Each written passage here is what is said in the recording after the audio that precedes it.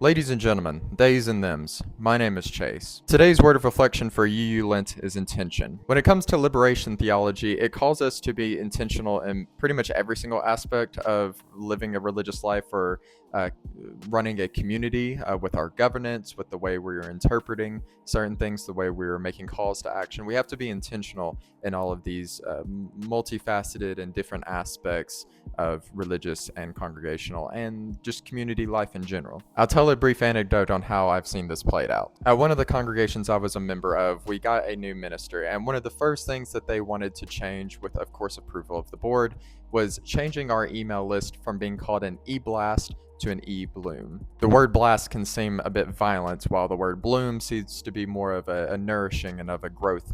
And while I was in the military at this time, I really appreciated this very subtle change. But I won't lie, when this change was made, I had a brief moment of resistance.